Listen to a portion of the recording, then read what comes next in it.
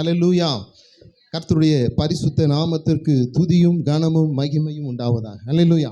இந்த நாளிலே வந்திருக்கிற யாவரையும் ஆண்டவரும் இரட்சகருமாகி இயேசு கிறிஸ்துவின் நாமத்தினாலே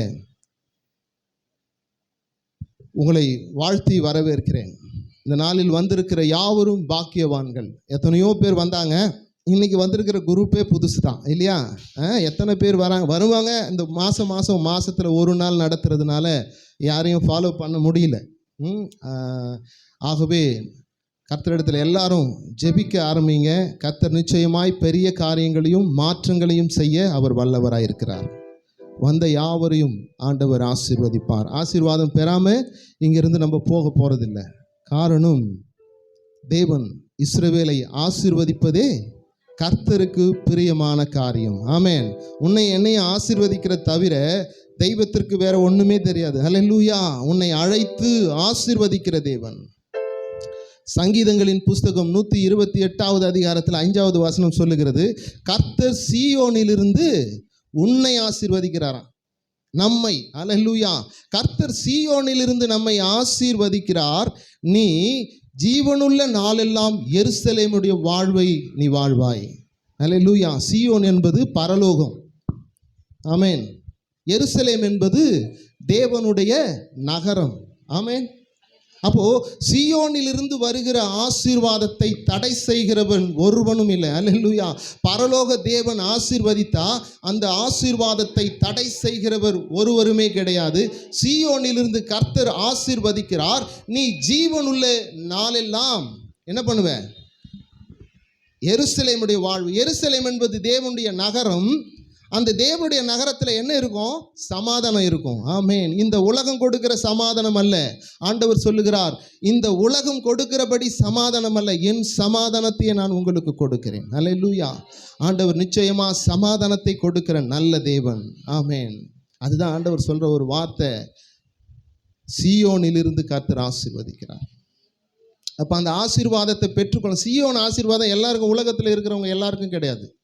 உலகத்தில் இருக்கிற எல்லாருக்கும் சீயோனுடைய ஆசீர்வாதம் உண்டா? நிச்சயமாக கிடையாது. தேவனுடைய பிள்ளைகளுக்கு மாத்திரமே சீயோனுடைய ஆசீர்வாதம். அப்போ உலகத்தில் இருக்கிறவங்கெல்லாம் ஆசீர்வதிக்கப்படலையா? கிறிஸ்தவங்க மட்டும்தான் ஆசீர்வதிக்கப்பட்டிருக்கலாம் ஒரு கேள்வி கேட்கலாம். ஆனால் அவர்கள் உலக ஆசீர்வாதங்களை அனுபவிக்கிறார்கள். நாம் பரத்திலிருந்து இறங்கி வருகிற ஆசீர்வாதத்தை நாம் அனுபவிக்கிறோம். அல்லேலூயா. நன்மையான எந்த ஈவும் பூரணமான எந்த வரனும் ஜோதியின் பிதாவினிடத்திலிருந்து பரத்திலிருந்து தான் இறங்கி வருகிறதா. நமக்கு வரக்கூடிய ஆசீர்வாதங்கள் எல்லாமே பரத்திலிருந்து தான் வருது. ஆமென். அந்த ஆசீர்வாதம் எப்படிப்பட்டது? தேவனுடைய ஆசீர்வாதம், அவருடைய ஐஸ்வர்யம் வேதனையை கூட்டவே கூட்டாது. உலகத்தின் ஆசீர்வாதம் ஒரு நாள் வேதனையை கூட்டும். ஆமென். ஆண்டவர் கொடுக்கிற ஆசீர்வாதம் எப்படிப்பட்டது தெரியுமா? இந்த உலகத்தில் மாத்திரம் அல்ல, மறுமையிலும் உன்னை கொண்டு சேர்க்கிறதான நித்திய ஜீவனின் ஆசீர்வாதத்தை கொடுக்கிறவர் தான் நம் ஆண்டவராகிய இயேசு கிறிஸ்து. அல்லேலூயா. கர்த்தர் நல்லவர், அவர் கிருபை என்றும் உள்ளது. அப்போ உலகத்தில் பார்த்தீங்கன்னா எல்லாருமே நல்ல, இந்த உலக ஆசீர்வாதத்தில் இருக்கிறவங்க எல்லாம் நல்லா படித்து இல்லையா, நல்ல பணம் சம்பாதித்து நல்ல காரு பங்களா அப்படி வாழ்ந்து கொண்டு இருக்கிறாங்க. அதை குறித்து நமக்கு கவலை இல்லை. அவர்கள் உலகத்தின்படி ஆசீர்வதிக்கிறாங்க. ஆனால் நீ நானும் பரலோக தேவனுடைய ஆசீர்வாதத்தை பெற்று கொண்டு இருக்கிறோம். ஆமே. நீ நானும் என்ன பண்ண மாட்டோம்? டக்குன்னு போய் எல்லாத்தையும் சம்பாரிச்சிட மாட்டோம். எல்லாவற்றையும் நீதியும் கிரயமாய் செய்கிறவன் தான் கிறிஸ்தவன். அல்லேலூயா. உன்னை பார்த்து என்னை பார்த்து பைத்தியக்காரன் சொல்லுவான். அதை பற்றி கவலையே கிடையாது. பவுல் சொல்லும்போது சொல்லுகிறார், இந்த சிலுவையின் உபதேசம் கெட்டு போகிறவர்களுக்கு பைத்தியமாய் இருக்கிறது, அதை ஏற்றுக்கொண்டு விசுவாசிக்கிறவர்களுக்கு எப்படிப்பட்டதான்? தேவ பலன். அல்லேலூயா. தேவ பலனாய் இருக்கிறது. உனக்கும் எனக்கும் தேவன் பலத்தை கொடுத்து நடத்துகிறவராய் இருக்கிறார். ஆமேன். ஆமேன். அல்லேலூயா. உலகத்தில் இருக்கிறவங்க சொல்றான், நாங்கள் இல்லாததுன்னா இவனுக்கு பைத்தியக்கார மாதிரி பேசிட்டு இருக்கிறாங்க அப்படின்னு சொல்லுவாங்க. ஆனாலும் கூட அதை பற்றி கவலை இல்லை. அவன் இந்த கிறிஸ்துவத்தை குறித்து அநேக காரியங்கள் பேசினாலும், இந்த உலகத்தில் இருக்கிறவங்க எல்லாரும் பலவிதமாய் பேசினாலும், அவன் சொல்றான், உலகம் அழியறதுக்கு முன்ன எத்தனையோ விஞ்ஞானி சொல்றாரு, எத்தனையோ மில்லியன் கணக்கு இருக்கு, இவங்க இப்போ உலகம் அழிஞ்சிடுன்றாங்க, இது வருது அது வருது, இதெல்லாம் வரும் தான் செய்யும் தான் அப்படின்னு சொல்லி பேசுறாங்க. ஆனாலும் கூட கர்த்தரால் தெரிந்து கொள்ளப்பட்டு அவருடைய நாமத்தை ஏற்றுக்கொண்ட நாம் இதை விசுவாசித்து மிகுந்த ஜாக்கிரதையோடு கூட நம்ம வாழ வேண்டியது அவசியமா இருக்குது. ஹல்லேலூயா. இந்த உலகத்திலே நம்ம வாழ்ந்து ஆண்டு அனுபவிக்கிறதுக்கு வரல. இது பிரயாணத்துல இருக்கிறோம். நாம் போக வேண்டிய இடம் பரலோகம். ஹல்லேலூயா, ஹல்லேலூயா. ஆண்டவர் சொல்லுகிறார், நான் இவ்வுலகத்தான் அல்ல, அதுபோல நீங்களும் இவ்வுலகத்தார்கள் அல்ல. நம்முடைய உலகம் எங்க இருக்கு? பரலோகத்துல இருக்கு. பரலோகத்திற்காக நாம் பிரயாணித்து கொண்டு இருக்கிறோம் இல்லையா? ஆமென், ஹல்லேலூயா. ஆகவே உலகத்தில் இருக்கிறவன் என்ன சொன்னாலும் சரி, ஆண்டவர் சொல்றார், அவன் பாதாள பரியந்தம் இறங்கினாலும் அவனை நான் கண்டுபிடித்து அவனை இழுத்து கொண்டு வருவேன். யாரு? ஹல்லேலூயா. சத்துருவை இழுத்து கொண்டு வருவாராம். அவன் வானபரியந்தம் உயர்ந்தாலும் அவனை நான் அங்கிருந்து தள்ளுவேன் என்று சொல்லி ஆமோஸ் 9:2 சொல்லுகிறது. ஹல்லேலூயா. அப்படி அவன் நட்சத்திரத்திற்கு ஏறினாலும் தள்ளுகிற தேவன். ஆமென். தேவனுடைய பிள்ளைகளை மாத்திரமே அவர் அரவணைத்து பாதுகாத்து வழி நடத்துகிறவராய் இருக்கிறார். ஆமென். ஆக இந்த பரலோகத்தின் ஆசீர்வாதத்தை பெற்றுக்கொள்ள வேண்டும் என்று சொன்னால் சாதாரணமான காரியம் அல்ல. அந்த பரலோகத்தின் ஆசீர்வாதத்தை பெற்றுக்கொள்வதற்கு ரூல்ஸ் அண்ட் ரெகுலேஷன் இருக்கு. சும்மா ஏதோ வந்து சர்ச்சில் உக்காந்துட்டீங்கன்னா ஆசீர்வாதம் வந்துடாது. ஆண்டவருடைய வழிகளில் நடந்து அவருடைய சத்தியத்தின்படி வாழ்கிறவனுக்கு ஆசீர்வாதம் குறைவென்பதே கிடையாது. ஆமென். எத்தனை பேர் ஒத்துக்கிறீங்க? ஹல்லேலூயா, ஹல்லேலூயா. வேதம் சொல்லுகிறது, என்ன சொல்லுகிறது? கர்த்தருக்கு பயந்து அவர் வழிகளில் நடக்கிற மனுஷன் பாக்கியவான். அவன் கையின் பிரயாசங்களை அவன் சாப்பிடுகிறான். அவனுக்கு நன்மையும் கிருபையும் தொடரும். அவனுடைய மனைவி வீட்டோரங்களிலே கனி தருகிற திராட்சை செடியாக, அவனுடைய பிள்ளைகள் ஒலிவு மரமாக, பந்தியை சுற்றிலும் ஒலிவு மர கன்றுகளாக இருப்பார்கள் என்று வேதம் சொல்லுகிறது. ஆமென், ஹல்லேலூயா. ஒலிவு மரம்னா காஸ்ட்லியான மரம். அந்த ஒலிவு மரம் அவன் பந்தியை சுற்றி இருக்குன்னா பந்தியே ஆசீர்வானது. அப்ப இரட்டிப்பான ஆசீர்வாதத்தை உன் பிள்ளைகளுக்கு கொடுத்து ஆசீர்வதிக்க கர்த்தர் வல்லவராய் இருக்கிறார். ஆமென், ஆமென். ஆக அந்த வசனத்துல அங்கே 4வது வசனம் சொல்லுகிறது, இவ்விதமாய் கர்த்தருக்கு பயப்படுகிறவர்களுக்கு இப்படிப்பட்ட ஆசீர்வாதங்கள். ஹல்லேலூயா. எப்படிப்பட்ட ஆசீர்வாதம்? கர்த்தர் சீயோனில் இருந்து ஆசீர்வதிக்கிறார். ஆமென். இந்த சீயோனின் ஆசீர்வாதம், இந்த பரலோகத்தின் ஆசீர்வாதத்தை நீ பெற்றுக்கொண்டால், ஹல்லேலூயா, விசுவாசித்து நீ பெற்றுக்கொண்டா எதற்குமே நீ பயப்பட மாட்டேன். ஆமென். கர்த்தர் எப்போது என்னோடு கூட இருக்கிறார். ஹல்லேலூயா. வசனம் சொல்லுகிறது, 4வது வசனம், கர்த்தருக்கு பயந்து நடக்கிறவர்களுக்கு இப்படிப்பட்ட ஆசீர்வாதம். எப்படிப்பட்ட ஆசீர்வாதம்? சீயோனில் இருந்து வருகிற ஆசீர்வாதம், பரத்தில் இருந்து இறங்கி வருகிற ஆசீர்வாதம். எருசலேமுடைய வாழ்வு. எருசலேமுடைய வாழ்வு என்பது சமாதான வாழ்வு. ஆமென். 6வது வசனம் சொல்லுகிறது, நீ உன் பிள்ளைகளின் பிள்ளைகளை பார்த்து அதற்கு உண்டான இஸ்ரவேலின் சமாதானத்தை நீ காண்பாய். ஆமென். பிள்ளையின் பிள்ளையை காணணும்னா அந்த மனுஷன் எப்படி இருப்பா தெரியுமா? ஒரு வாலிபன் அவன் எப்படி இருப்பான்னு கேட்டீங்கன்னா, தன் தகப்பன் தாய் பராமரிப்பில் இருக்கக்கூடியவன். அவன் புருஷனாய் மாறும்போது அவனுடைய மனைவி பாதுகாக்கிற ஒரு சூழ்நிலை. அவன் தகப்பனாய் மாறும்போது தன் பிள்ளையும் சேர்த்து நடத்தக்கூடிய சூழ்நிலை. அவன் பேரன் பேத்தி எடுக்கும் போது அதையும் பார்த்து அவன் நடக்கக்கூடிய ஒரு சூழ்நிலை. அப்போ நீ பிள்ளையின் பிள்ளையை நீ பார்க்கிறேன்னு சொன்னா எப்படி இருக்கணும் உன் வாழ்க்கை? எப்படி இருக்கணும்? நிறைய தேவைகள், பிரச்சனைகள் மத்தியில் நம்ம இருப்போம். ஆனா ஆண்டவர் சொல்றாரு, நீ உன் பிள்ளைகளின் பிள்ளைகளை என்ன பண்ணுவ? காண்பாய். ஆனால் இஸ்ரவேலின் சமாதானத்தை நீ காண்பாய். அதுதான் பரலோகத்தினுடைய ஆசீர்வாதம். ஹல்லேலூயா. நமக்கு எத்தனை தேவைகள் இருந்தாலும் கர்த்தர் நம்மோடு கூட இருக்கிறபடியினாலே அவைகள் அனைத்தையும் சந்தித்து அவர் நடத்த வல்லவர். ஹல்லேலூயா. மனுஷனால எல்லா காரியத்தையும் சந்திக்கவே முடியாது. மனுஷன் பலவீனமானவன். வேதம் அதை தான் சொல்லுகிறது. மனிதன் தேவ தூதர்களிலும் சற்று சிறியவனாய் படைக்கப்பட்டானா. தேவ தூதர்கள் என்ன பண்றாங்க? அவங்க சூப்பர் நேச்சுரல் பவர் உண்டு அவங்களுக்கு. கடவுளை போல எதையும் செய்யலாம். ஆனா மனுஷனுக்கு தன்னைத்தானே சந்தித்து கொள்ளக்கூடிய, தன்னைத்தானே அவன் திருப்திப்படுத்தி கொள்ளக்கூடிய காரியம் இல்லவே இல்லை. அவன் எத்தனை பெரிய கோடீஸ்வரனாக இருந்தாலும் அவன் ஆண்டவனிடத்தில் வர வேண்டியது அவசியமாக இருக்கிறது. ஆமென். கர்த்தர் அதை தான் எதிர்பார்க்கிறார்.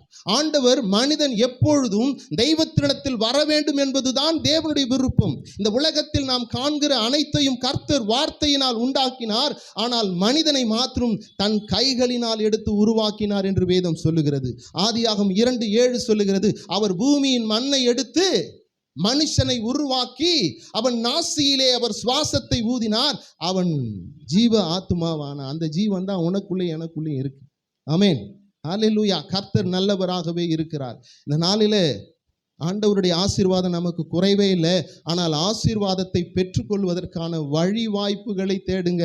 இந்த உலகத்தில் ஓடி ஓடி சம்பாதிக்கிறதுக்கு எப்படியெல்லாம் நம்ம ஓடி ஓடி அதற்காய் வாஞ்சையோடு ஓடுறோமோ, அதுபோல தேவனுடைய ஆசீர்வாதத்தை பெறணும்னு சொல்லி எல்லாவற்றிலும் ஒழுக்கத்தோடு கூட வாழ நாம் கற்றுக்கொள்ளும் போது கர்த்தர் நம்மை ஆசீர்வதிக்கிறவராய் இருக்கிறார். ஹல்லேலூயா. இது செய்தி இல்லை, ஆண்டவர் பேச வச்சிட்டார், பேசிட்டேன். ஹல்லேலூயா. இன்றைய தியானத்தின் வசனமானது யாக்கோபு எழுதின நிருபம் 4வது அதிகாரத்திலே 10வது வசனத்தை நாம் வாசிக்க கேட்கலாம். தாழ்மைப்படுங்கள், கர்த்தருக்கு முன்பாக தாழ்மைப்படுங்கள், அப்பொழுது அவர் உங்களை உயர்த்துவார். அப்பொழுது அவர் உங்களை உயர்த்துவார். ஹல்லேலூயா. கர்த்தருக்கு முன்பாக என்ன பண்ணணுமா? தாழ்மைப்படுங்க. அவருக்கு முன்பாக நீ தாழ்மைப்படும் போது கர்த்தர் உன்னை உயர்த்துவார். ஹல்லேலூயா. தாழ்மைனா என்ன சொல்லுங்களேன்? தாழ்மைனா என்ன? எல்லாம் பணிஞ்சு தான் வந்திருக்கிறீங்க. இப்போ தாழ்மை இல்லாத, ஆண்டவரே நீங்கள் எனக்கு இதை கொடுக்கணும் எல்லாம் வந்திருக்கீங்களா? ஆண்டவரே எனக்கு இதை கொடுக்கணும். ஹல்லேலூயா. ஆண்டவரே என் வேலையில் பிரச்சனை, இதை எனக்கு கொடுங்க ஆண்டவரே. என் குடும்பத்தில் பிரச்சனை, அதை எனக்கு கொடுங்க ஆண்டவரே. என் பிள்ளைக்கு தேவை, அதை கொடுங்க ஆண்டவரே என்று சொல்லி தாழ்மையோடு தான் வந்திருக்கீங்க இல்லையா? இதை தான் நீங்கள் தாழ்மை நினைக்கிறீங்களா? இது வேண்டுதல், இது விண்ணப்பம். ஆண்டவர்கிட்ட விண்ணப்பத்தை வைக்கிறீங்க. தாழ்மை என்பது என்ன? அங்கே யாக்கோபு சொல்லும்போது சொல்றாரு, கர்த்தரிடத்தில் தாழ்மைப்படுங்கள். அப்ப படுங்கள்னா படாத ஒரு விஷயமும் இருக்கு, அதுக்கு ஆப்போசிட்னா படலை. கர்த்தரிடத்தில் நீ தாழ்மைப்படுகிறாயா என்பது முக்கியமான ஒரு புள்ளி. ஆமென். அங்கே யாக்கோபு சொல்லும்போது சொல்லுகிறார், கர்த்தரிடத்தில் தாழ்மைப்படுங்கள், அப்பொழுது கர்த்தர் உங்களை உயர்த்துவார். ஹல்லேலூயா. மனுஷன் தன்னைத்தானே சந்தித்துக் கொள்ளுகிற காரியம் இல்லை. முடியுமா? முடியவே முடியாது. மனுஷனால கூடாது. ஆண்டவர் சொல்றாரு, மனுஷனால் கூடாது அப்படின்னு ஆண்டவர் டிக்ளேர் பண்ணி சொல்றாரு. முடியாது. உன்னால உன் லைஃப்பை நடத்த முடியாது. எந்த இடத்துலையும் முட்டிக்கிட்டு நிற்க வேண்டியதுதான். அந்த இடத்துல கர்த்தரை தான் கூப்பிடணும். ஆனால் கர்த்தரை நீ அனுதினம் கூப்பிட்டுட்டு இருந்தினா நீ எங்கேயுமே முட்ட மாட்ட. உன் வழி நேராய் சென்று கொண்டே இருக்கும். ஹல்லேலூயா. மனுஷன் தெய்வத்தை நோக்கி நிற்கணும். மனுஷனால ஒன்றுமே கூடாது. ஹல்லேலூயா. அழகாக ஒரு பாட்டு ஒன்று எழுதியிருக்காங்க. என்னால் ஒன்றும் கூடாதென்று உம்மையை நம்பி உள்ளேன். பாடலாம் அந்த பாட்டை.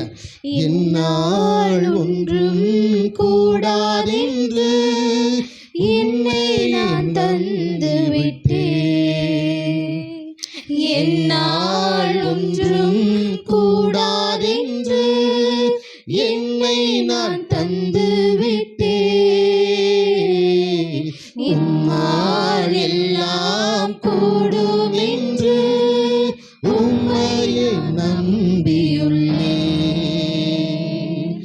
எல் ஷடாய் சர்வ வல்லவரே, எல்லாம் செய்பவரே, இல்லாதவைகளை இருக்கின்றதாய் வரவழைப்பவரே. எல் ஷடாய் சர்வ வல்லவரே, எல்லாம் செய்பவரே, இல்லாதவைகளை இருக்கின்றதாய்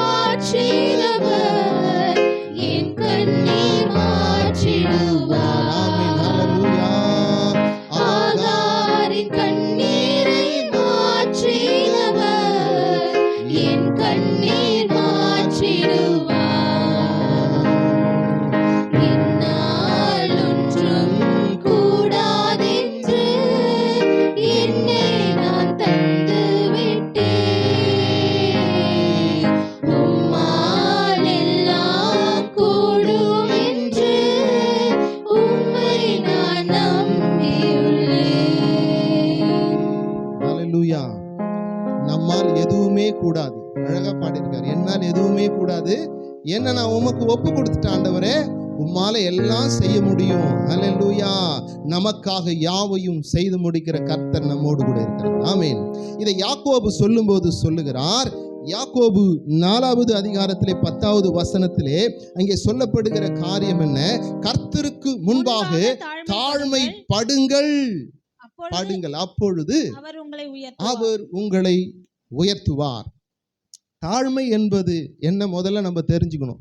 தாழ்மைன்னா இப்போ ஒரு உயர்ந்த அதிகாரி இருக்கும்போது அவருக்கு கீழே வேலை செய்கிறவங்கெல்லாம் கொஞ்சம் குறைஞ்சவங்க தான் இல்லையா? அப்போ நல்ல ஒரு பெரிய பணக்காரன் மத்தியில் ஒரு ஏழை நிற்கும்போது அவன் தாழ்ந்தவன் தான், அவன் உயர்ந்தவன் இல்லையா? இப்படி உயர்வுகளை பார்க்கிறோம். ஆனா இங்க யாக்கோபு சொல்லுகிற தாழ்மை அது அல்ல. அல்லேலூயா. யாக்கோபு சொல்லுகிற தாழ்மையை குறித்து நாம் அறிந்து கொள்ள வேண்டியது அவசியமாய் இருக்கிறது. அங்கே யாக்கோபு சொல்லுகிற காரியம் என்ன? கர்த்தருக்கு முன்பாக தாழ்மைப்படுங்கள். அல்லேலூயா. அவர் உங்களை உயர்த்துவார். அல்லேலூயா. தாழ்மையின் மேன்மையை குறித்து நம்ம பார்க்க போறோம். ஆமென். அல்லேலூயா. அது என்ன தாழ்மை? இப்போ ஆண்டவரிடத்துல நம்ம வந்திருக்கிறோம். எதற்காக வந்திருக்கோம்? தேவைகளுக்காக. ஆண்டவரே, என்னோட வாழ்க்கையில என்னோட பிரச்சனை இப்படி இருக்கு, ஆமென், என் பிள்ளைக்காக நான் வந்திருக்கிறேன். ஆண்டவரே, எனக்கு ஒரு வேலையும் செட் ஆகல ஆண்டவரே, எங்க போனாலும் பிரச்சனையா இருக்கு, என் குடும்பத்தை என்னால நடத்த முடியல ஆண்டவரே, என் குடும்பத்திற்குள்ளே சுமைகளை தாங்க முடியலப்பா, அவைகளை ஆண்டவரே நீர் எனக்கு விடுதலை கொடுக்கணும்னு சொல்லி ஆண்டவரை கேட்டு வருகிறோம். ஒருவேளை கணவன் மனைவி குடும்பத்திற்குள்ளே சமாதானம் இல்லாம கணவனை குறித்து பாரத்தோடு கூட நீ ஓடி வரும்பொழுது தேவன் வார்த்தையின் வழியாக உன்னை தேற்றுகிறாரா இல்லையா? எத்தனை பேரை வார்த்தை தொட்டு இருக்குது? அல்லேலூயா. வார்த்தையினாலே தேவன் சுகப்படுத்துகிறார். சங்கீதம் 107:20 சொல்லுகிறது, அவர் வசனத்தை அனுப்பி குணமாக்குகிறவராய் இருக்கிறார் என்று சொல்லி. அல்லேலூயா. அப்போ அந்த வசனம் உன்னை தேடி வரும் பொழுது அந்த வசனத்தை பற்றி கொள்ளுகிற நீ விசுவாசத்தோடு கூட கடந்து போகிற. இன்னைக்கு இந்த இடத்திற்கு வந்து இன்னைக்கு சும்மா வரல, ஏதோ ஆண்டவரை நான் ஆராதித்து மகிழ்ந்து போகிறேன் வரல, குறையோடு தான் வந்திருக்கிறோம் இல்லையா? ஆண்டவர் எனக்கு ஏதாவது உதவி செய்து விடுவாரா என்று சொல்லிதான் இந்த இடத்திற்கு வந்திருக்கிறோம். வந்திருக்கிற உன்னோடு கூட தேவன் வார்த்தையோடு கூட இடைப்பட்டு உன் இருதயத்தில் இருக்கிற துக்கத்தை சந்தோஷமாய் மாற்றி உன்னை அனுப்பும் போது மனமகிழ்ச்சியோடு கூட நீ வீடு திரும்புகிறாய். அந்த இடத்திலே மறுபடியுமாக சூழ்நிலைகள் மாறும்போது உன் விசுவாசம் என்ன ஆகிவிட்டது? தளர்ந்து விட்டது.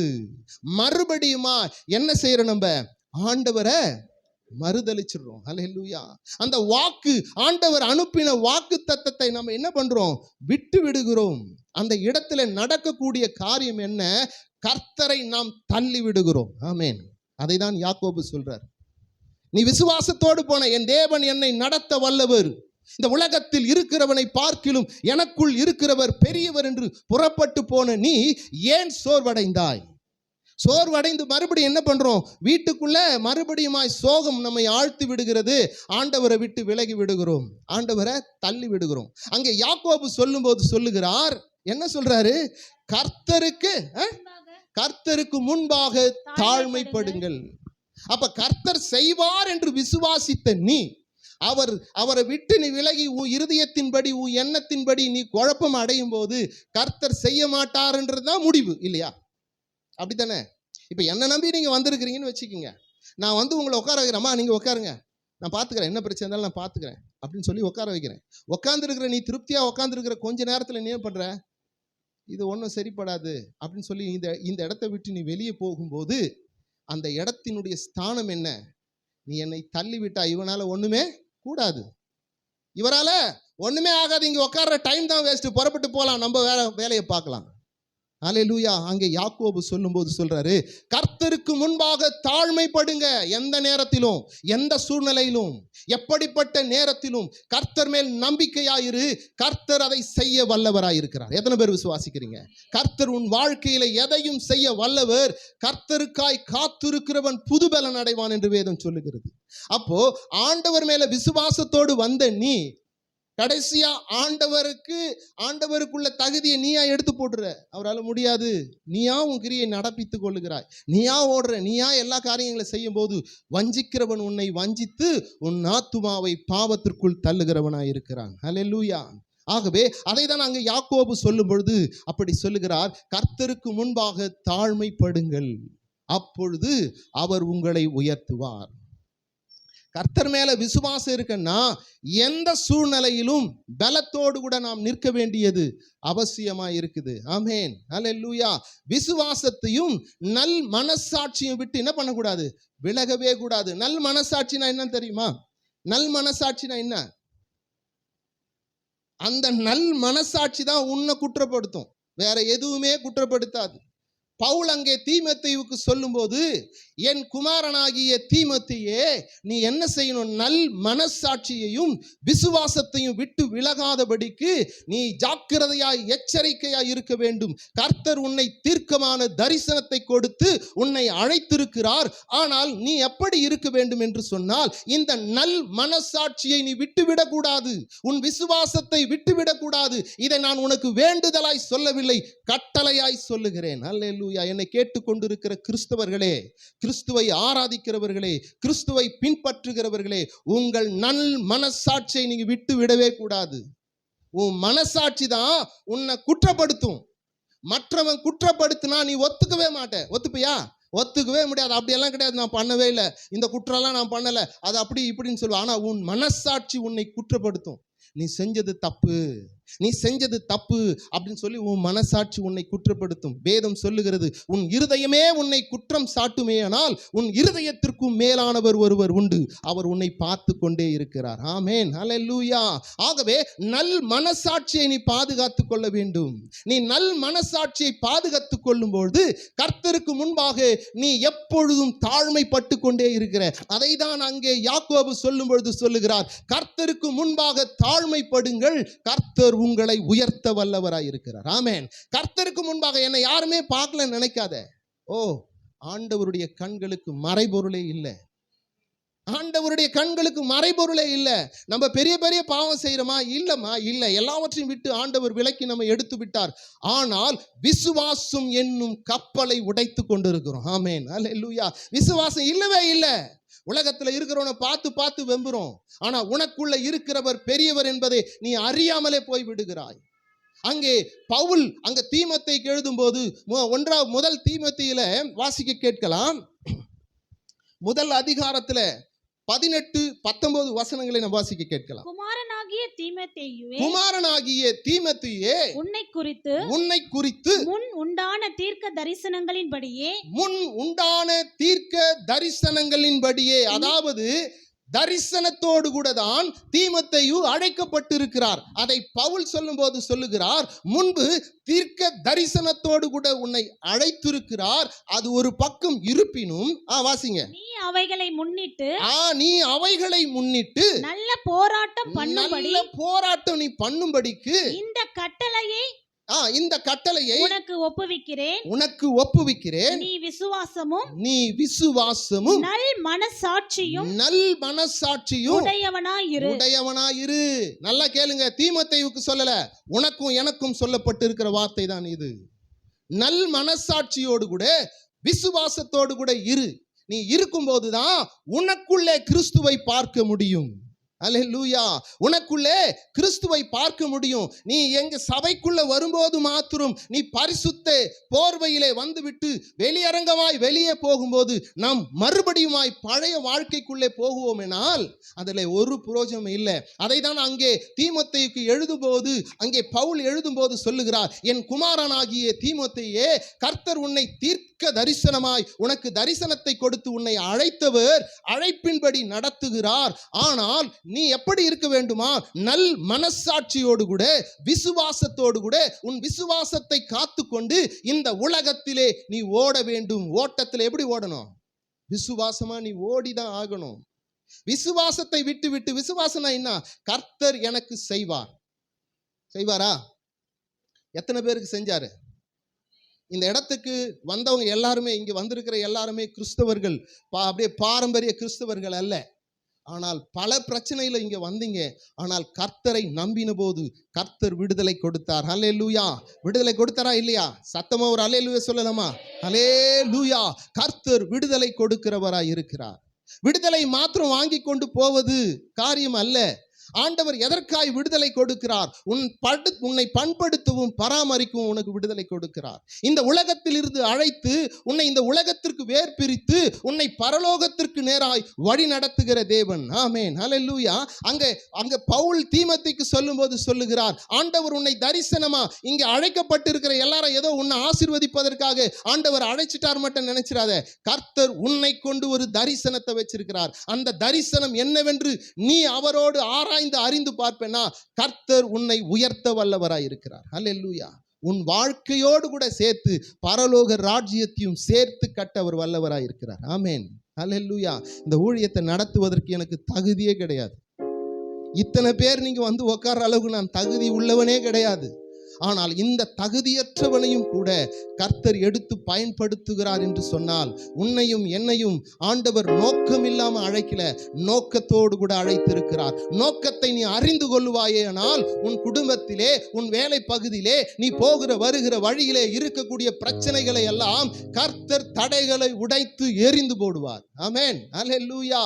ஆனால் நீ உன் நோக்கத்தை நீ அறிந்து கொள்ள வேண்டும். அதை தான் அங்கே பவுல் அங்கே தீமோத்தேயுக்கு சொல்லும்போது சொல்லுகிறார், கர்த்தர் உன்னை தரிசனத்தோடு தான் அழைத்திருக்கிறார். ஆனால் நீ விசுவாசத்தையும் நல் மனசாட்சியும் விட்டு விடாதே. உன்னை பார்த்து அநேக ஆத்துமாக்கள் ரட்சிக்கப்பட வேண்டும். ஒரு கிறிஸ்தவனை பார்த்து மற்றவன் கிறிஸ்தவனாய் மாற வேண்டும் என்று என்ன பண்ணணும்? ஆசைப்படணும். உன்னை பார்த்து இவனை மாதிரி அயோக்கியன் சொல்லவே கூடாது. அதை தான் அங்கே பவுல் தீமோத்தேயுக்கு சொல்லுகிறார், விசுவாசத்தையும் நல் மனசாட்சியும் விட்டு விலகி விடாதே. நல்ல ஓட்டத்தை ஓடு. ஆமென். ஹல்லேலூயா. ஹல்லேலூயா. நல்ல ஓட்டம் ஓடணுங்க. நல்ல ஓட்டம் ஓடும்போது தான் கர்த்தருடைய ராஜ்யத்தில் நாம் பிரவேசிக்க முடியும். ஆமென். ஹல்லேலூயா. 2 தீமோத்தேயு 4வது அதிகாரத்தில், நன்றி ஆண்டவரே, 7-8 வசனத்துல பவுல் சொல்றாரு. எப்படி சொல்றாரு பாருங்க. நல்ல போராட்டத்தை போராடினேன், ஓட்டத்தை முடித்தேன், விசுவாசத்தை காத்துக்கொண்டேன். இது முதல் நீதியின் கிரீடம் எனக்காக வைக்கப்பட்டிருக்கிறது. நீதியுள்ள நியாயாதிபதியாகிய கர்த்தர் அந்நாளிலே அதை எனக்கு தந்தருளுவார். எனக்கு மாத்திரமல்ல அவர் பிரசன்னமாகுதலை விரும்பும். அவருடைய பிரசன்னத்தை நீ விரும்பினா யாவருக்கும் அதை தர அவர் வல்லவராய் இருக்கிறார். ஹல்லேலூயா. அவர் சொல்றாரு, நான் நல்ல போராட்டத்தை போராடினேன், ஓட்டத்தை முடித்தேன், விசுவாசத்தை, ஹல்லேலூயா, என் கர்த்தர் எந்த சூழ்நிலையிலும் என்னை காப்பாற்ற வல்லவர் என்று அந்த விசுவாசத்தை அவர் காத்துக்கொண்டார். என் ஓட்டத்தை நான் முடித்தேன், ஆகவே எனக்கு கிரீடத்தை என் தேவன் வைத்து காத்து கொண்டிருக்கிறார். ஆமென். ஹல்லேலூயா. இந்த நல்ல போராட்டத்தை தான் இங்க நம்ம போராடிக்கிட்டு இருக்கோம். அதை தான் பவுல் சொல்லும்போது சொல்லுகிறார், நல் மனசாட்சியோடு கூட, ஆமென், விசுவாசத்தோடு கூட நல்லவனா வாழு. தேவன் என்னை அவர் ஆசீர்வதிக்க வல்லவர் என்ற விசுவாசத்தோடு கூட வாழு. பாவத்திலும் அக்கிரமத்திலும் மரித்திருந்த உன்னை கர்த்தர் உயிர்ப்பித்திருக்கிறாரே, அந்த நன்றி கடனுக்காக நீ எப்படி இருக்கணும்? நல் மனசாட்சியோடு கூட வாழணும். வாழ்க்கையில வாலிபத்தில் ஓடணும், ஆடணும், பாடணும், எல்லாம் பண்ணும். ஆனா கர்த்தர் அழைத்து உன் குற்றத்தை உனக்கு நிரூபித்து காண்பித்து, நீ நடந்த பாதைகளை உனக்கு காண்பித்து, இவைகளிலே உனக்கு என்ன இல்லை, நித்திய ஜீவன் இல்லை என்று ஆண்டவர் உன்னோடு கூட பேசி உன்னை நடத்தி கொண்டு வருகிறாரே, அந்த நடத்துதலுக்கான ஹல்லேலூயா பலனை நீ கொடுக்க வேண்டும். ஆமென். நல் மனசாட்சியையும், ஆமென், விசுவாசத்தையும் காத்துக்கொள். விசுவாசத்தை விட்டுட்டு உடனே நம்ம என்ன பண்றோம்? நம்ம மேல ஒரு பெரிய ஒரு தைரியத்தை போட்டுக்கிட்டு நம்ம போக வேண்டியது. பார்த்துக்கலாம், சர்ச்சுக்கு போனேங்க, வந்தங்க, ஆராதிச்சிங்க, நான் எல்லாம் பண்ணேங்க, ஒன்றும் இல்லைங்க, பரவாயில்லைங்க, நான் பார்த்துக்கிறேங்க அப்படின்னு சொல்லி நீ சுயமா உன் கையில நீ எடுத்தினா நீ தோத்து போய் விடுவாய். அல்லேலூயா. சுயமா நீ எடுத்து போராடி பார்த்தியே, உன் வாழ்க்கையிலே ஜெயம் கொடுத்தது யார்? உன் பலனா?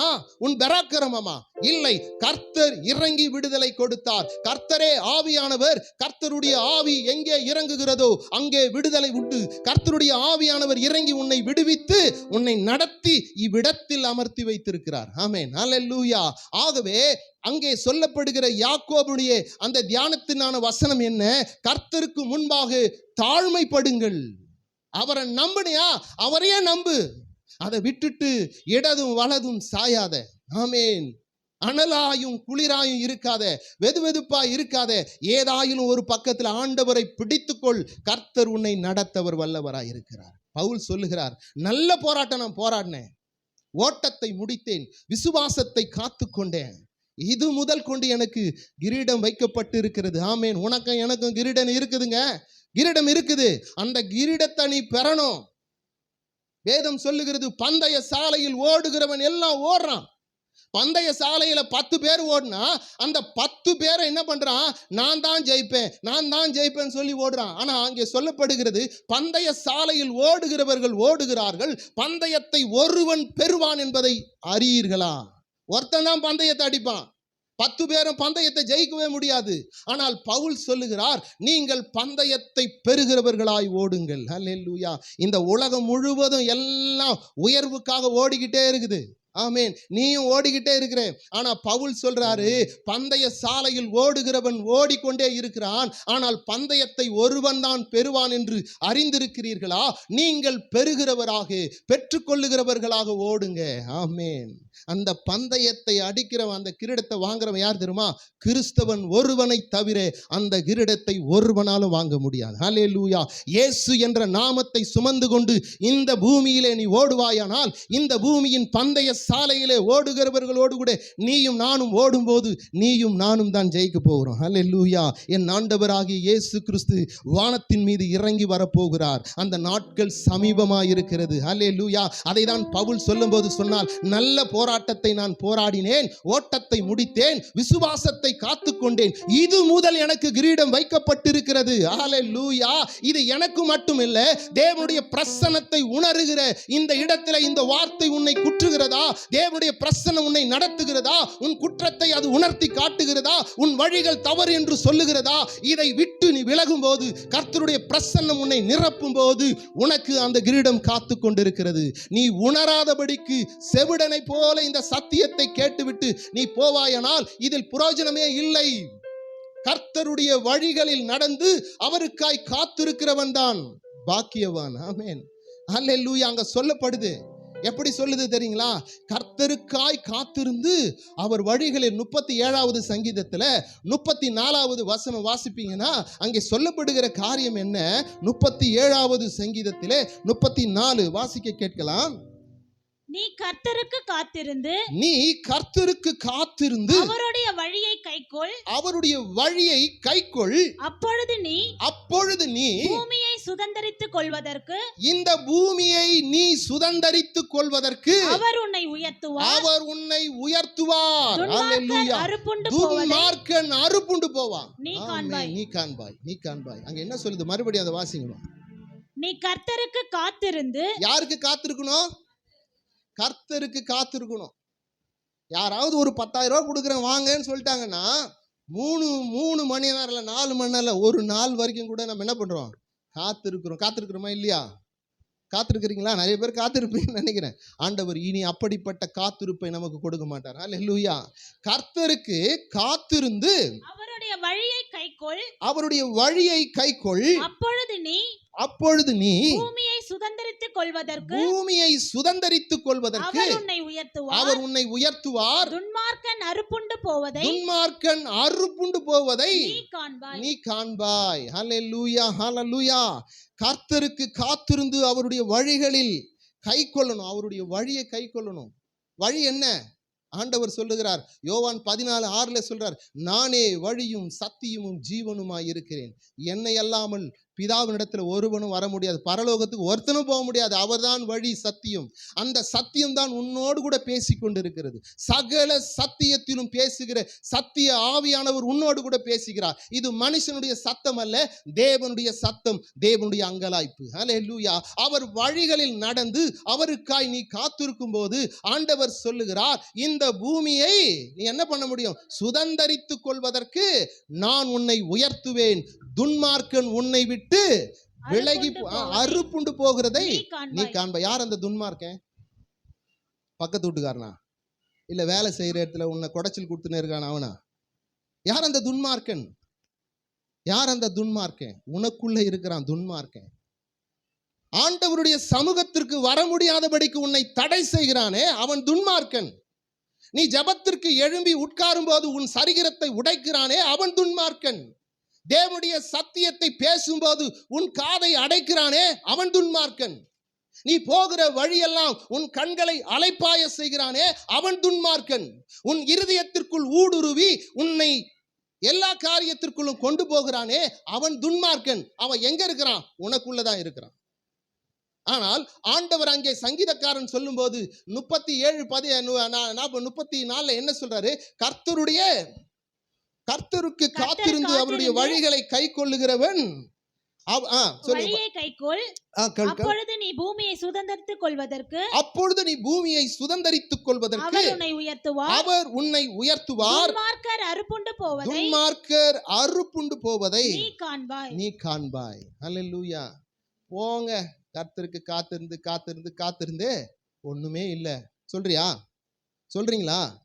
ஐயா, இயேசு கிறிஸ்துவை அறிவதற்கு முன்பாக உன் வாழ்க்கையை யோசிச்சுப்பார். பாக்கெட் நிறைய பணம் இருக்கலாம், சந்தோஷம் இருந்திருக்காது, குடும்பத்தில் சமாதானம் இருக்காது, பிரச்சனைகள் அதிகமாக இருந்திருக்கும். கர்த்தரை நம்பி வந்தபோது உன் வாழ்க்கையும் உன் வீடும் மேன்மைப்பட்டதை நீ மறுக்கவே முடியாது. மறுக்க முடியுமா? கர்த்தர் செய்ய வல்லவராயிருக்கிறார். ஹல்லேலூயா. கர்த்தர் மேல நம்பிக்கையாயிரு. நல் மனசாட்சியோடு விசுவாசத்தை காத்துக்கொள். அதை தான் யாக்கோபு சொல்லும்போது சொல்லுகிறார், கர்த்தருக்கு முன்பாக தாழ்மைப்படுங்கள். எல்லாத்தையும் அவர் கையில ஒப்பு கொடுத்து நீ காத்துரு. உன் பணம், உன் படிப்பு, பட்டம், பதவி, காரு, பங்களா கூட வராது, உன்னை உயர்த்தாது. எந்த சூழ்நிலையா இருந்தாலும் கர்த்தரை தேடி வருவான் மனுஷன். உன்னால் ஒன்றும் செய்ய முடியாது, கர்த்தரால தான் செய்ய முடியும். அல்லேலூயா. அதற்கு நீ அந்த நேரத்தை கர்த்தரை தேடுறதுக்கு நீ கர்த்தரை தேடுவாயானால் கர்த்தர் உன் வாழ்க்கையை உயர்த்தவர் வல்லவராயிருக்கிறார். அல்லேலூயா. அந்த இடத்துல யாக்கோபு சொல்லும்போது அதை தான் சொல்லுகிறார், கர்த்தருக்கு முன்பாக தாழ்மைப்படுங்க. தாழ்மை என்பது என்ன? ஆண்டவரை உயர்த்தி வைக்கணும். ஆண்டவரை உம்மால கூடாத காரியம் என்ன? நீயும் நானும் ஆராதிக்கிற தேவன் யார்? வானத்தையும் பூமியும் சகலத்தையும் படைத்த சர்வ வல்லமையுள்ள தேவன். அவரை நம்பி அவர் நாமத்தை ஏற்றுக்கொண்டு நீ வந்து உட்கார்ந்திருக்கிற. அவர் மேல நம்பிக்கை இல்லை, அவர் செய்யாததை யார் செய்ய முடியும்? அல்லேலூயா. உன் வாழ்க்கையில அவர் செய்யக்கூடாத காரியம் ஒன்று உண்டோ? கர்த்தரால் செய்யக்கூடாத காரியம் என்று ஒன்று உண்டோ? அல்லேலூயா. அவர் கட்டளையிட நிற்கும், அவர் சொல்ல ஆகும், எல்லாமே நடக்கும். ஆனால் உனக்குள்ளே விசுவாசமும் நல் மனசாட்சியும் இருக்குன்னா கர்த்தர் உன்னை உயர்த்த வல்லவராயிருக்கிறார். ஆமேன். இன்னைக்கு ரொம்ப வெறுமையில இருக்கிறேன், ரொம்ப ஆண்டவரை தேடுறேங்க. ஆண்டவர் உடனே அள்ளி உன் கையில கொடுத்துட மாட்டாரு. உன்னை முதலாவது என்ன பண்ணுவாரு? பண்படுத்துவார்.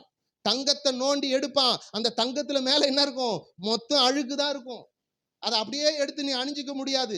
உடனே அந்த பொண்ணை என்ன செய்யறான்? அதை என்ன பண்ணுகிறான்? அப்படியே அக்கினிக்கு ஊடாக அதை கடத்துகிறான். அப்போ உபத்திரவத்தின் மத்தியில் அது போகும்போது அந்த பொண்ணானது என்ன பண்ணுது? மின்னுது. அப்போ உபத்திரவத்தை தாங்கணும். ஆண்டவர் உன்னை இந்த உலகத்தை எதிர்த்து போராடுகிற பலத்தை உன்னை உருவாக்கி கொண்டிருக்கிறார். உன் விரல்களை யுத்தத்திற்கு பழவித்துக் கொண்டு இருக்கிறார். அப்போ உன்னை என்ன பண்றார்? அவரு பழக்கப்படுத்தி உன்னை இந்த உலகத்திலே எப்படி வாழ வேண்டும், உண்மையா எப்படி வாழ வேண்டும், உத்தமமா எப்படி வாழ வேண்டும் என்று சொல்லி உனக்கு கற்றுக் கொடுத்து உன்னை நடத்துகிற தேவன். ஆமேன். இன்னைக்கு நீ இப்படி இருக்கலாம், ஆனா இன்று காண்கிற எகிப்தியனை இது முதல் நீ காண போகிறதே இல்லை. கர்த்தருடைய பெரிய அற்புதங்களை நீ பார்க்க போற. ஆமென். ஹல்லேலூயா. கர்த்தர் பெரியவராய் இருக்கிறார். சங்கீதம் 114 நம்ம வாசிப்போமேனால், சங்கீதம் 114:8 சொல்லுகிறது, அவர் கண் மலைகளை தண்ணீர் தடாகமாய் மாற்றுவார். தண்ணீர் தடாகமாகவும் கற்பாறையை நீரூற்றுகளாக மாற்றுவாராம். கண்மலைன்னா தெரியுமா? கண்மலை என்பது ரொம்ப ஸ்ட்ராங்கா இருக்கும். ஆண்டவராகிய இயேசு கிறிஸ்துவை கண்மலை என்று அழைக்கப்படுகிறார். ஆமென். கண்மலைன்றது பயங்கர ஸ்ட்ராங்கா இருக்கும், உள்ள தண்ணி எல்லாம் இருக்காது. ஆனா ஆண்டவர் சொல்லுகிறார், கண்மலையை தண்ணீர் தடாகமாய் மாற்றுவாராம். அந்த கண்மலையிலே தண்ணியை உருவாக்க அவர் வல்லவராய் இருக்கிறார். அவர்கள் வனாந்திரத்திலே நடந்து வரும்போது கண்மலையை பிளந்தவர் என் ஆண்டவராகிய இயேசு கிறிஸ்து. ஆமென். ஹல்லேலூயா.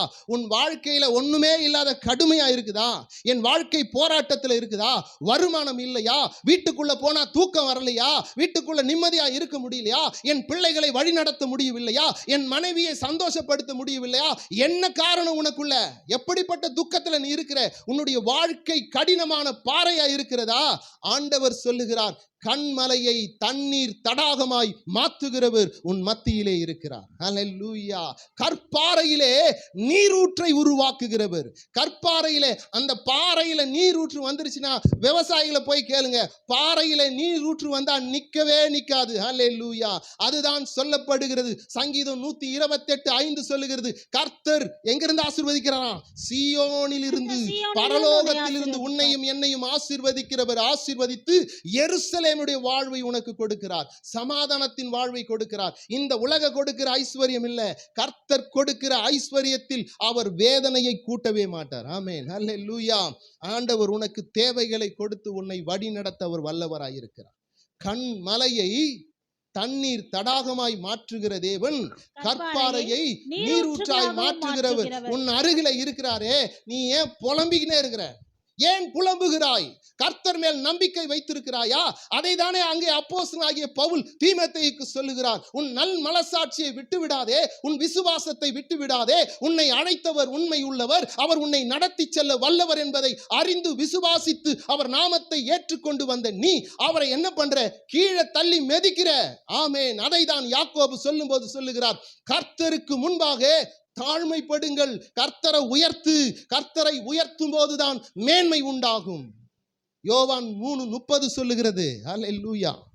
யோவான் 3:30 யோவான் என்ன சொல்றாரு? நான் சிறுக வேண்டும், என் தேவாதி தேவன் பெருக வேண்டும். எத்தனை பேருங்க விருப்பப்படுறீங்க? அவர் பெருகவும் நான் சிறுகவும். அவர் உனக்குள்ள பெருகிக்கிட்டே இருந்தா இந்த உலகத்தின் ஆசீர்வாதத்தை உனக்கு உன் பாதத்துக்கு கீழே போடுவார். ஹல்லேலூயா. நீ மெதிச்சுக்கிட்டு போகிற அளவிற்கு உன்னை உயர்த்த அவர் வல்லவராய் இருக்கிறார். ஆமென். ஹல்லேலூயா. யோசிச்சு பாருங்க, நீ என்ன உன் பலத்தினால் பராக்கிரத்தினால் சமாளித்து இந்த உலகத்துல நீ நடந்து கொண்டு இருக்கிற? கர்த்தர் கிருபையினாலே உன்னையும் என்னையும் அவர் நடத்தி கொண்டிருக்கிறார். ஆமென். ஆகவே கர்த்தருடைய வழிகளில் நடந்து, அங்க சொல்லப்படும் போது 37-34 சொல்றார், கர்த்தருடைய வழிகளில் அவருக்கு காத்திருந்து அவருடைய வழியை கைக்கொள், அப்பொழுது நீ பூமியை சுதந்தரித்துக் கொள்வதற்கு அவர் உன்னை உயர்த்துவார். துன்மார்க்கன் அறுப்புண்டு போவதை நீ காண்பாய். ஆண்டவர் சொல்றாரு, துன்மார்க்கன், உனக்குள்ள இருக்கிற கெட்ட எண்ணங்கள் எல்லாம் விலகி போயிடுங்க. ஆண்டவரை விட்டு உன்னை தூரப்படுத்துற எல்லா காரியம் விலகி போயிடும். உன்னுடைய வாழ்க்கை கற்பாறையை போல ஒண்ணுமே இல்லாத, ஆசீர்வாதமே இல்லாத உன் வாழ்க்கையை தண்ணீர் தடாகமாய் மாற்றி கற்பாறையின் ஊற்றை கொடுத்து உன்னை ஆசீர்வதிக்கிற தேவன் உன்னோடு கூட பேசிக்கொண்டே இருக்கிறார். உன்னை கூப்பிட்டுக்கிட்டே இருக்கிறார். தன் கரங்களை விரித்து உன்னை கூப்பிடுகிறார். ஆனால் நான் கூப்பிடுகிறேன், நீங்கள் என்ன பண்றீங்க? கேளாதவர்களை பால போய்கிட்டே இருக்கிறீங்க. ஆமென். நீதிமொழிகள் 1வது அதிகாரத்துல 24வது வசனத்துல சொல்றாரு, நான் உன்னை கூப்பிடுகிறேன், ஆனால் நீங்களோ கேளாதவர்களை போகிறீங்க. என் கரங்களை விரித்து, வாசிங்கம்மா, நான் கூப்பிட்டும் நீங்கள் கேட்க மாட்டோம் என்கிறீர்கள். நான் என் கையை நீட்டியும் கவனிக்கிறவன் ஒருவனும் இல்லை. வாசிங்க. என் ஆலோசனைகளை எல்லாம் நீங்கள் தள்ளி என் கடிந்து கொள்ளுதலை வெறுத்தீர்கள். ஆகையால் நானும் உங்கள் போதும். அப்ப ஆண்டவர் சொல்றாரு, நான் உன்னை கூப்பிடுறேன். எத்தனை பேரை கூப்பிட்டுருக்காரு? எத்தனை வாட்டி யோசிச்சு பாருங்க. இங்க கூப்பிடுறது இல்ல, ரோட்ல நம்ம போகிற பொல்லாத இடத்துல, தேவையில்லாத இடத்துக்கு போகும்போது ஆண்டவர் உன்னை கூப்பிட்டுருக்காரா இல்லையா? இல்லைங்க எனக்கு தெரியாது. இல்லை, உன் மனசுக்குள்ள பேசுறல, மகளே நீ அங்க போகாத. நான் பரிசுத்தர், ஆகவே நீயும் பரிசுத்தமா இருக்கணும். நான் பரிசுத்தம் உள்ள தேவன். என்னை நீ ஆராதிக்கிற நீ பரிசுத்தவானா இருக்கணும். ஆண்டவர் எத்தனை வாட்டி உன் இருதயத்தோடு கூட பேசினார். அதை தான் அங்கே பவுல் சொல்லுகிறார். நல் மனசாட்சியோடு கூட உன் விசுவாசத்தை காத்துக்கொள். நல்ல மனசாட்சி உனக்கு இருக்கணும். நல்லதை செய்யணும். உன் மனசாட்சி உன்னை குற்றப்படுத்தும் போது விலகணும். அல்லேலூயா. உன் பாக்கெட்ல கையை விட்டு 100 ரூபாய் இருக்கு, அதை எடுத்து அதுக்கு பேர் என்னங்க? திருட்டு. அப்படியே டெக்னிக்கலா ஒரு பொருளை கொடுத்து 20 ரூபாய் பொருளை 200 ரூபாய்க்கு நான் வித்தனா, அதுக்கு பேர் என்ன? திறமசாலி. ஆஹா, அவன் பயங்கர திறமசாலிங்க, அவன் பக்கா திறமசாலிங்க. பாக்கெட்ல விட்டு எடுக்கிறதும் ஒண்ணுதான், இதை இப்படி செய்யறதும் ஒண்ணுதான். அல்லேலூயா. உன் வழிகளிலே துன்மார்க்கமான காரியத்திற்குள்ளே போகும்போது கர்த்தர் உன்னை பலப்படுத்த வல்லவராயிருக்கிறார். உன்னை அழைக்கிறார், உன்னை கூப்பிடுகிறார். அவர் கூப்பிடுதலை நீ கவனிக்காம போய்கிட்டே இருக்கிற, இனி போகாத. கர்த்தருக்கு செவி கொடு. அவர் சத்தத்திற்கு செவி கொடு. அவர் சத்தத்திற்கு செவி கொடுத்து அவருக்கு கீழ்ப்படிவனா கர்த்தர் பெரிய காரியங்களை செய்ய அவர் வல்லவராயிருக்கிறார். அல்லேலூயா. அந்த வசனத்தை உணர்வு வாசிக்கலாம். இன்னொரு முறை வாசிங்க. நீதிமொழிகள் 1:24 வாசிங்க. நான் கூப்பிட்டும் நீங்கள் கேட்க மாட்டேன் என்கிறீர்கள், நான் என் கையை நீட்டியோ கவனிக்கிறவன் ஒருவனுமே இல்லை. போதும், நான் கூப்பிடுறேன், கேட்காத மாதிரி போறீங்க. என் கையை நீட்டி கூப்பிடுறேன், கவனிக்காதையே போறீங்க. நான் என்ன பண்ணிட்டோம்? எப்படி கவனிக்க முடியும்? இப்ப நான் கூப்பிடுறேன், உள்ள இருக்கிற நீங்க என்ன பண்ணுவீங்க? இருக்கிறேன்னு சொல்லுவீங்களா, சொல்ல மாட்டீங்களா? இப்போ ரோட்டில் நிற்கிறீங்க, வாசலெல்லாம் தாண்டி ரோட்டுக்கு போயிட்டீங்க. நான் கூப்பிடுறேன், கூப்பிடுறது உனக்கு என்ன பண்ணாது? கேட்குமா? கேட்கவே கேட்காது. கேட்குமா? கேட்காது. உள்ளே இருந்தீங்கன்னா நான் கூப்பிடுறது கேட்கும். அங்கே நீதிமொழிகள் 8 சொல்லப்படுகிறது, வாசிக்க கேட்கலாம். 34:34 வாசிக்க கேட்கலாம். என் வாசற்படியிலே நித்தம் விழித்திருந்து, நித்தமும் விழித்திருந்து, என் கதவு நிலை அருகே காத்திருந்து எனக்கு செவி கொடுக்கிற மனுஷன் பாக்கியவான். கதவு நிலை அருகில நின்னினாதான். ஒரு அதிகாரி அவருடைய சீட்ல உக்காந்தா அவருடைய அசிஸ்டன்ட் அவருக்கு எதிர்க்க உட்காரணுமா வேணாமா? உட்காரணும். அவர் பெல் அடிச்சா உடனே எஸ் சார் கேட்கணுமா இல்லையா? கேட்கும். அவர் வெளியே எங்கன்னா இருந்தார்னா அவர் பெல் அடிச்சா கேட்குமா? ஆண்டவர் சொல்றார், என் வாசற்படியில என் கதவு நிலை அருகில எப்பொழுதும் தேவனை துதித்து கொண்டு ஆராதித்து கொண்டு அவர்கிட்ட உன்னுடைய குறைகளை சொல்லிக்கொண்டு உன் அறை கதவை மூடி அந்த ரங்கத்தில் இருக்கிற பிதாவை நீ நோக்கி கூப்பிட்டு கொண்டிருந்தா கர்த்தர் நிச்சயமா எதையும் செய்ய அவர் வல்லவராய் இருக்கிறார். நீ வாசற்படியிலே இல்லை. எங்க இருக்கிறோம்? நம்ம எங்க இருக்கிறோம்? தெருவா இருக்கிறோம். எங்கெல்லாம் சுத்தணுமோ, எங்கெல்லாம் போகணுமோ, ஆண்டவரை விட்டு எவ்வளவு தூரம்லாம் போகணுமோ அவ்வளவு தூரம்லாம் போயிருக்கிறோம். வாசப்படியில நின்று இருந்தினா உனக்கு என்ன பண்ணும்? அவர் சத்தம் கேட்டிருக்குமா? கேட்டிருக்காதா? கேட்கும். அதை கேட்டு நீ என்ன பண்ண முடியும்? உள்ள வந்திருக்க முடியும். ஆண்டவர் சொல்லுகிறார், நான் கூப்பிட்டும் நீங்க கவனிக்கல, நான் கை நீட்டி அழைக்கிறேன், அப்பவும் நீங்க அதை கவனிக்கவே இல்லை. என் வாசற்படியிலே உட்கார்ந்து எனக்காக காத்திருந்து செவி கொடுக்கிறவன் பாக்கியவான். அல்லேலூயா. பாக்கியவானா இல்லையா? எத்தனை பேர் பாக்கியவானா இருக்கீங்க? தினந்தோறும் ஜெபிக்கிறவங்க, அட்லீஸ்ட் 10 நிமிஷமாவது நான் ஜெபிக்கிறேன்றவங்க கைகளை உயர்த்துங்க பார்க்கலாம். ஒரு கையும் காணும். ஏதோ ஒரு 2-3 கை தான்.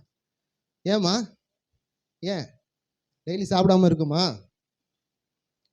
காலையில் சாப்பிடாம மத்தியானம் சாப்பிடாம இருந்து பாரு, 3 மணிக்கு உன்னால முடியாது. அது ரோடா இருந்தா கூட உருண்டுகிட்டு இருப்பேன்.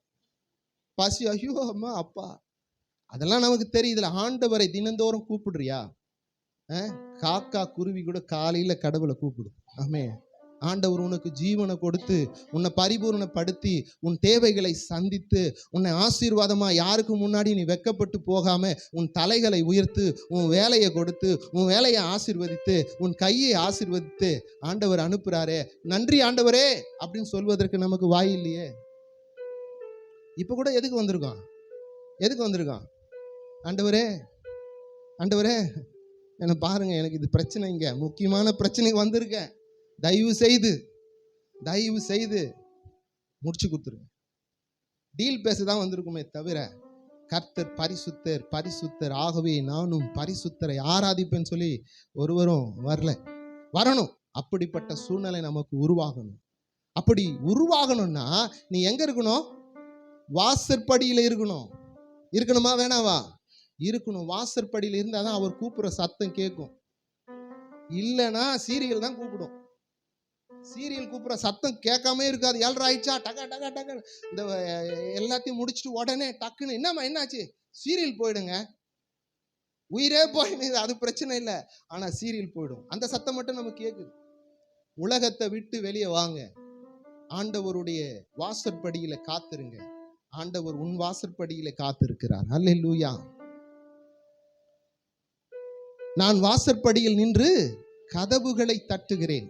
ஒருவன் என் சத்தத்திற்கு செவி கொடுத்தால் நான் உள்ளே பிரவேசித்து அவனோடு கூட போஜனம் செய்வேன், அவன் என்னோடு கூட போஜனம் செய்வான். அல்லேலூயா. உன் வாசற்படியில் அதான் உன் இருதய கதவை ஆண்டவர் தட்டிக்கிட்டே இருக்கிறார். மகனே தெர தெர, நான் உள்ளே வந்துடுறேன். இல்லை ஆண்டவர் அப்புறம் வாங்க, இப்போ எனக்கு முக்கியமான வேலை இருக்கு இல்லையா? அப்படி தான் தள்ளிக்கிட்டு இருக்கோம் நம்ம. ஆகவே கவனிங்க, வாசற்படியில் இருக்கணும்.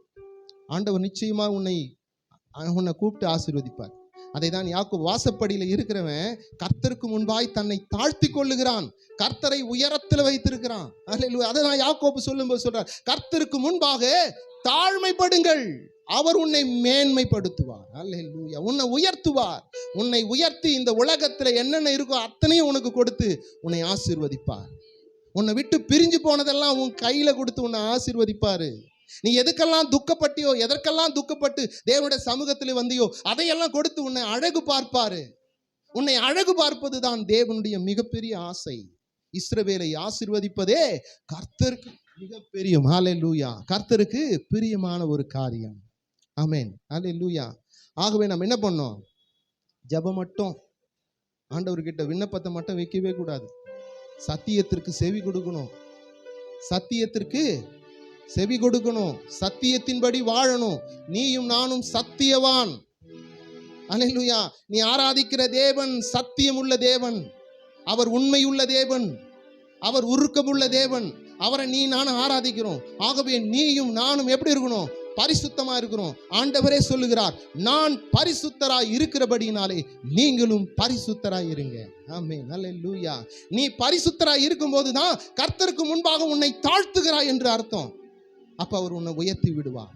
இந்த சத்தியத்தை கேட்டு இதுக்கு செவி கொடுக்காம நீ போயிட்டன்னா கர்த்தர் உன் ஜெபத்தை என்ன பண்ண மாட்டாரு? அங்கீகரிக்கவே மாட்டாரு. வேதத்திற்கு செவி கொடுக்காதவன், அவனுடைய ஜெபம் அருவருப்பானதுன்னு வேதம் சொல்லுது. வாசிக்க கேட்கலாம் அந்த வசனத்தையும் கூட. நீதிமொழிகளின் புஸ்தகம் 28:9 வாசிக்க கேட்கலாம். நன்றி ஆவியானவரே. வேதத்தை கேளாதபடி செவியை விலக்கிறவனுடைய ஜெபமும் அருவருப்பானது. வேதத்துக்கு சத்தியத்திற்கு செவி கொடுக்காம நீ விண்ணப்பிக்கிற விண்ணப்பம் எப்படிப்பட்டதான்? அருவருப்பானது. ஆண்டவரே எனக்கு இது வேணும் அது வேணும். Right, okay. இப்போ நம்ம கிட்ட ஒருத்தர் வரார், பிடிக்காதவங்க வந்து ஒன்று கேட்குறாங்க, கொடுக்காம இருக்கிறோமா?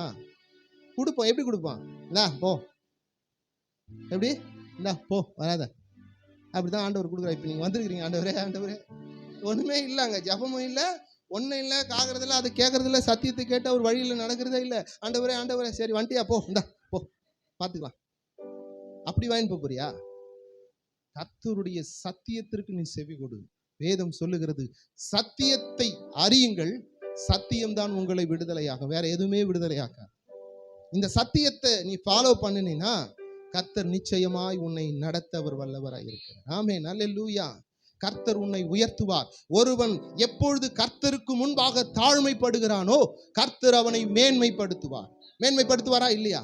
ஹல்லேலூயா.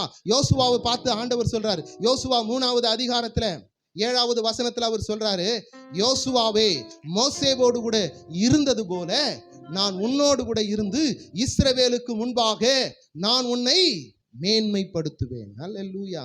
வாசிங்க. கர்த்தர் யோசுவாவை நோக்கி நான் மோசேயோடு இருந்தது போல உன்னுடன் இருக்கிறேன் என்பதை இஸ்ரவேல் எல்லோரும் அறியும்படிக்கு இன்று அவர்கள் கண்களுக்கு முன்பாக உன்னை மேன்மைப்படுத்துவேன். அங்க யோசுவாவை மேன்மைப்படுத்துறார். மோசேவை எப்படி மேன்மைப்படுத்தினார்? மோசேவை எதற்கு அழைத்தார் முதல்ல தெரியுமா? ஊழியக்காரனை எதுக்கு அழைக்கிறாருன்னு தெரியுமா? உன்னை மீட்பதற்காக, தன் ஜனத்தை மீட்பதற்காக மோசேவை அழைத்ததற்கு காரணம் என்ன தெரியுமா? இஸ்ரவேல் ஜனங்கள் பெருமூச்சு விட்டார்கள். எங்கே? எகிப்திலே. முடியாத சூழ்நிலை, அவனால வாழவே முடியல.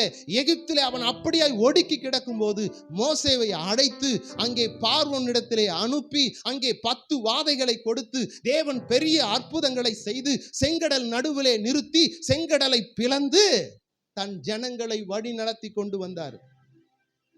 ஆமென்.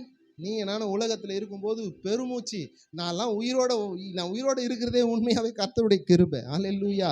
3 முறை சூசைட் பண்ணுவேன் நான். அப்படிப்பட்ட பெருமூச்சு எனக்குள்ள. கர்த்தர் விடுதலை ஆக்கினார்.